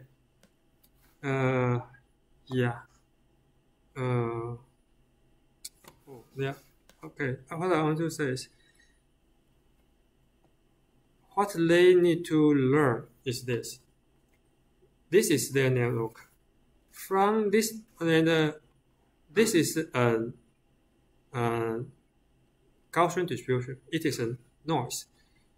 Their network should learn what is x0, the input image, and what is t. T is the step 1 to 1000, and what is the alpha bar t, their constant from their hyperparameter beta.